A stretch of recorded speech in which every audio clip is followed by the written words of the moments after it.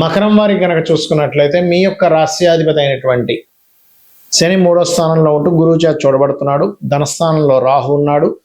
పంచమంలో ఆలోచన స్థానంలో కుజుడు, 6వ స్థానంలో బుధాదిత్య యోగం ఏర్పడుతుంది. సప్తమంలో గురువు ఉంటూ, ఆ గురువుతో పాటు శుక్ర బుధుడు ఉంటూ, ఆ బుధుడు 7వ తేదీకి మనకి రవితో వెళ్ళి కలుస్తున్నాడు. మరియు శుక్రుడు 5వ తేదీనే అష్టమంలో ఉండే కేతువుతో కలుస్తున్నాడు. ఇక చంద్రుడు 12వ భావం నుంచి 6వ భావం వరకు సంచరిస్తుంటాడు, 5వ భావం వరకు కూడా.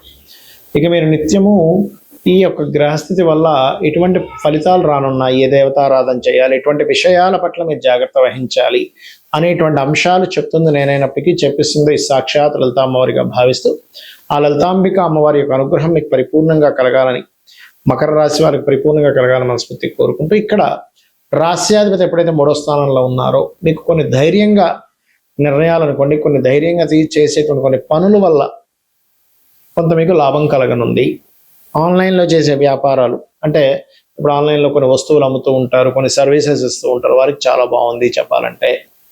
కాకపోతే కాస్త ఆలోచన స్థానంలో కుజుడు ఉన్నాడు కాబట్టి సంతానంతో, అదేవిధంగా స్నేహితులతోని, ప్రేమ వ్యవహారాల మూలంగా కొంత స్ట్రెస్ను అనుభవిస్తూ ఉంటారు. గవర్నమెంట్ ఉద్యోగాల కోసం ప్రయత్నం చేసేటువంటి వారికి చాలా అనుకూలంగా ఉంది. ఎన్విరాన్మెంట్ డిపార్ట్మెంట్, గవర్నమెంట్ రిలేటెడ్, ఎందుకంటే 6వ స్థానంలో రవి బుధులు ఉన్నారు కాబట్టి వివాహ సంబంధించినటువంటి విషయాల్లో కూడా కొద్దిగా ప్రయత్నం కొంచెం గట్టిగా చేసినట్లయితే అవుతుంది. కాకపోతే ఎంతైనా అక్కడ శని యొక్క ఎనర్జీస్తో ఉండే గురువు కాబట్టి కొంత డిఫరెంట్ క్యాస్ట్లోకి వెళ్ళి వివాహం చేసుకునేటువంటి పరిస్థితులు వస్తాయి. తాతగారి ఆస్తి విషయంలో ఎట్టి పరిస్థితుల్లో కూడా తొందరపాటు నిర్ణయాలు మకర రాశి వారు తీసుకోకండి. అష్టమ స్థానంలో శుక్రకేతులు ఉన్నారు కాబట్టి గుర్తుపెట్టుకోండి. అలాగే మరొక విషయం ఏంటి అంటే, ఇక్కడ గమనించుకున్నట్లయితే ఇక్కడ లాభస్థానం, ఏదో లాభం వస్తుంది కదా ఆకస్మికంగా ఈ పని చేస్తే, లేకపోతే కొంతమంది కొన్ని వీటి కోసం తిరుగుతూ ఉంటారు. అంటే ఎట్లాగా కొన్ని నిధులని పాయింట్స్ అంటూ ఉంటారు, వాటిని వాళ్ళ భాషలో అక్కడ పాయింట్ ఉంది, లేకపోతే ఇంకోటి ఏదో చెప్తూ ఉంటారు. ఇటువంటి వాటి జోలికి వెళ్ళకపోవడమే మంచిది. ఎందుకంటే ఇక్కడ పంచమంలో లాభాధిపతి వెళ్ళి పంచమంలో ఉన్నందుకు, ఆ పంచమంలో ఉండే కుజుడు అష్టమంలో ఉండే శుక్రకేతువులను వీక్షిస్తున్నందుకు ఇటువంటి ఫలితాలు వస్తుంటాయి. ఇక మీరు నిత్యము చేయవలసింది సుబ్రహ్మణ్యేశ్వర స్వామి యొక్క ఆరాధన, లలితా సహస్రనామాలు, లలితా సహస్రనామాల్లో కూడా ఓం మాణిక్య మకుటాకార జానద్వయ విరాజితాయ నమః అనే మంత్రం ఎక్కువగా చేస్తూ ఉండండి. మీకు అన్ని విధాలా బాగుంటుంది. కొన్ని గ్రహాల యొక్క కంజంక్షన్ ఏవైతే ఉంటుందో, ఈ కంజంక్షన్స్ అనేటువంటివి మీ పర్సనల్ చార్ట్లో ఉన్నా, లేకపోతే జనరల్గా గోచారంలో వచ్చినప్పుడు ఒక 15 to 20% దాని ఎఫెక్ట్ చూపిస్తుంది. మీ పర్సనల్ చార్ట్లో వచ్చినప్పుడు, మీకు ఆ మహాదశలో అంతర్దశలు వచ్చినప్పుడు మాత్రమే ఎఫెక్ట్ చూపిస్తుంది. ఎందుకంటే ఈ విషయాన్ని నేను మీకు ఎందుకు పర్టికులర్గా చెప్తున్నా అంటే, ఇవాళ మనం చూసినటువంటి ఇప్పుడు ఈ 15 రోజులు పక్ష ఫలితాల్లో చెప్పుకునేటువంటి గోచారంలో చాలా స్పష్టంగా శుక్రకేతువుల యొక్క ఎఫెక్ట్ ఎక్కువగా ఉంటుందని చెప్పుకున్నాం. సో ఈ శుక్రకేతువుల యొక్క ప్రభావం ప్రతి ఒక్కరి జాతకంలో మీకు అది కంపల్సరీ బ్యాడ్ ఎఫెక్ట్ ఇస్తుందా, మంచి ఎఫెక్ట్ కూడా ఇస్తుందా అనేటువంటిది ఒక సిస్టమ్ ఉంది. అదేమిటి అంటే, శుక్రుడు ధనము, శుక్రుడు స్త్రీ, శుక్రుడు వివాహము, శుక్రుడు వాహనాలు, గృహాలు, లగ్జరీ లైఫ్. ఈ యొక్క శుక్రుడు కేతుతో కలిసినప్పుడు ఏమవుతుందంటే, ఒక్కొక్కసారి వాంటెడ్లీ వీళ్ళకి వాటి మీద ఇంట్రెస్ట్ లేకపోవడం జరుగుతూ ఉంటుంది, లేదా వాటి కోసం ఎంతో ప్రయత్నం చేస్తున్నా సరే సంపాదించినట్టే సంపాదించిపోవడం కూడా జరుగుతూ ఉంటుంది.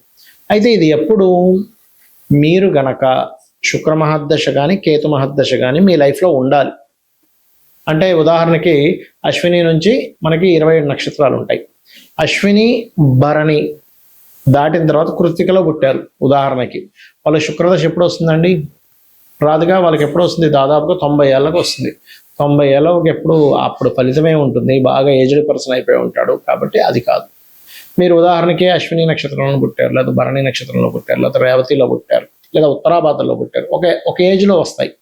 అప్పుడు చూసుకోవాలి. అది కూడా ఏంటి, శుక్రుడు బాగుంటే మంచి ఫలితం, శుక్ర మహర్దశ. శుక్రుడు పాడేలాగే కేతుతో కలిసి ఉంటే అన్ని స్ట్రక్ అవ్వడం, అంటే భార్య కొన్ని కారణాల వల్ల కొంతమందికి ఎలా ఉంటుందంటే జీవిత భాగస్వామితో విడాకులు అవ్వవు, కానీ జీవిత భాగస్వామి ఒక దగ్గర, వీరు ఒక దగ్గర నివాసం ఉంటూ ఉంటారు, గుర్తుపెట్టుకోండి. కాబట్టి ఏంటంటే ఆ రకంగా ఈ శుక్రుడికి సంబంధించినటువంటి విషయాల్లో ఈ రకమైనటువంటి ఫలితాలు కూడా పొందుతూ ఉంటారు. అదేవిధంగా మరొక విషయం ఏంటంటే, ఇక్కడ మీరు ఎప్పుడైనా సరే గుర్తుపెట్టుకోండి, శుక్ర మహాదశ వచ్చినప్పుడు అందరూ ఏమనుకుంటారంటే, శుక్రుడు అంటే ఇంకేముంది, అసలు అద్భుతం, నేను నాకు లగ్జరీ, కొన్ని కోట్లు సంపాదిస్తాను, వాహనాలు, గృహాలు ఉంటాయి అనుకుంటారు. కాదు. శుక్రుడు బాగుంటే నిజంగానే అన్ని కోట్ల రూపాయలు ఇస్తాడు, అంతా బాగుంటుంది. కానీ కేతువుతో కలిసి ఉండి ఆ కేతుతో కలిసి ఉండి కూడా కొంతమందికి యోగిస్తుంది, అది ఎప్పుడో చెప్తానండి. కొన్ని కెమికల్ రిలేటెడ్, ఫార్మా రిలేటెడ్ పూజాది కార్యక్రమాలు చేయించేవారు, అమ్మవారు ఉపాసకులు, లక్ష్మీ గణపతి ఉపాసకులు, పూజా సామాగ్రి స్టోర్స్ పెట్టుకునేటువంటి వారికి మళ్ళీ యోగిస్తుంది, గుర్తుపెట్టుకోండి. కాబట్టి ఇక్కడ ఏంటంటే మీరు ఏ వృత్తిలో ఉన్నారు, ఏ మహాదశ నడుస్తుంది, మీకు ఆ వృత్తి మీ జన్మజాతకంలో ఉండేటువంటి కాంబినేషన్స్కి కనెక్ట్ అవుతుందా లేదా. అంటే ఎలా అంటే ఒక వ్యక్తి చూడండి, ఒక బీటెక్ చదివాడు, సాఫ్ట్వేర్ చదువుకున్నాడు, అతని సాఫ్ట్వేర్ రంగాలకు సంబంధించిన దాంట్లో అతను జాయిన్ అయితేనే అతను చాలా చక్కగా ఆ యొక్క వృత్తిని నిర్వహించగలుగుతాడు. అలా కాకుండా అతన్ని తీసుకెళ్ళి మెకానికల్లోనే వేశారు, లేకపోతే మ్యాథ్స్ టీచర్గా చెప్పమన్నారు, లేకపోతే ఇంకోటి ఏదో చేయమన్నారు, చేయలేడు. అంత మాత్రం చేత అతని దగ్గర టాలెంట్ లేనట్టు కాదు. అలాగే ప్రతి జాతకంలో కూడా ధనయోగం ఎందులో ఉందో తెలుసుకోవాలి. ధనయోగం లేకపోవడం కాదు, ఉంటుంది, కానీ అది ఎందులో ఉందో తెలుసుకోగలగాలి. చాలా మంది చూడండి, నేను చాలా వ్యాపారాలు చేశానండి, ఆఖరి హోటల్ పెట్టుకుని బాగా నడుస్తుంది అంటారు. లేదా కొంతమంది చాలా వ్యాపారాలు చేశారు, చాలా ఉద్యోగాలు చేశానండి, స్క్రాప్ షాప్ పెట్టుకున్నాను సార్, కోట్లు సంపాదించాను అంటాడు. అంటే ఏమిటి, వాళ్ళకి దాంట్లోనే ఉంటుంది. మరి అంతకుముందు ఎందుకంటే అవన్నీ చేశారు, జాతకంలో ఇది ఉంటాయంటే వాళ్ళకి అవన్నీ చేసి నష్టపోయే యోగం కూడా ఉంటుంది, బ్యాడ్ పీరియడ్ ఒకటి నడుస్తూ ఉంటుంది. దాన్ని కూడా సెట్ చేసుకోవచ్చు. ఈ కలియుగంలో నామస్మరణ ద్వారా వృత్తిలో మీరు సరిగ్గా రాణించలేకపోతున్నారు, ఓం మాణిక్య మకుటాకార జానుద్వై విరాజితాయ నమః చేయండి, చక్కగా వృత్తిలో సెటిల్ అవుతారు. ఏంటి ఫైనాన్షియల్గా నాకు ఎప్పుడు ఇబ్బంది ఉంది, ఓం సంపత్కరీ సమారూఢ సింధుర వ్రజ సేవితాయ నమః, లేదా ఓం ధర్మాధ్యక్ష ధనాధ్యక్ష ధనధాన్య వివర్ధిని నమః చేసుకోండి. లేదండి నాకు హ్యాపీనెస్ లేదు, చాలామంది అంటుంటారు, ఏమండి ఏంటో నాకు లాభస్థానం పాడైపోయింది, లాభంలో శుక్రకేతువులు ఉన్నారు, అందుకే నాకు హ్యాపీనెస్ లేదు అంటూ ఉంటారు. అలాంటప్పుడు చాలా చక్కగా అమ్మవారి పాదాలు పట్టుకొని అమ్మవారిని ఓం ఇంద్రగోప పరిక్షిప్త స్మరతో నాభజంగికాయ నమః అనే మంత్రం చేయండి, ఖచ్చితంగా బాగుంటుంది.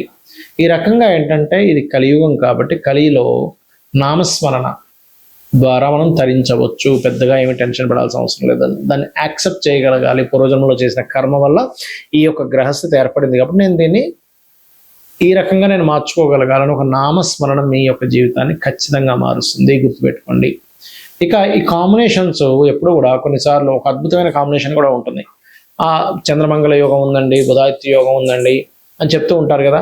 ఆ యోగం ఉన్నప్పుడు ఏంటంటే మీకు ఒకటి గుర్తుపెట్టుకోండి, ఆ యోగం పాపకత్తెరలో ఉంటే రాదు, మళ్ళీ మీకు ఫలితం శుభకత్తెరలో ఉంటే బాగా వస్తుంది. సో ఒక గ్రహం ఇంకో గ్రహాన్ని కలిసినప్పుడు ఒక యోగం ఏర్పడినప్పుడు, యోగం అనేటువంటిది ఒక రాశిలో ఉన్నప్పుడు ఏర్పడుతుంది, నక్షత్రంలో ఉన్నప్పుడు ఏర్పడుతుంది, ఒక గ్రహంతో కలిసినప్పుడు ఏర్పడుతుంది. ఆ యోగం ఏర్పడినటువంటిది మీకు ఎలా ఉంది, ఆ యోగం మీకు చక్కటి ఫలితాలు ఇస్తుందా ఇవ్వట్లేదా, అది పాపకత్తెరలో ఉందా శుభకత్తెరలో ఉందా, అది ఎటువంటి ఫలితాలను ఇస్తుంది. కొన్నిసార్లు కొన్ని యోగాలు ప్రదేశం మారితే మంచి ఫలితాలు ఇస్తాయి, కొన్ని యోగాలు ప్రదేశం మారకుండా ఒకే దగ్గర స్థిరంగా ఉంటే మంచి ఫలితాలు ఇస్తాయి, కొన్ని యోగాలు విదేశాలకు వెళ్తే మంచి ఫలితాలు ఇస్తాయి. అలా ఏంటంటే ఆ యోగం ప్రదేశం మారడం వల్ల ఉందా, మారకపోవడం వల్ల ఉందా, ఏ వృత్తిలోకి వెళ్ళడం వల్ల ఉంది, కొంతమందితో దూరంగా ఉండడం వల్ల ఉందా, కొన్ని పార్ట్నర్షిప్స్ చేయడం వల్ల ఉందా, కొన్ని పార్ట్నర్షిప్స్ చేయకుండా ఉండడం వల్ల ఉందా అనేటువంటిది స్పష్టంగా మీరు తెలుసుకోగలగాలి. ఇలా కనుక తెలుసుకొని మీరు కనుక చేయగలిగితే, అమ్మవారి నామాన్ని మీరు స్మరణ చేయగలిగితే ఖచ్చితంగా అన్ని విధాలా మీకు బాగుంటుంది.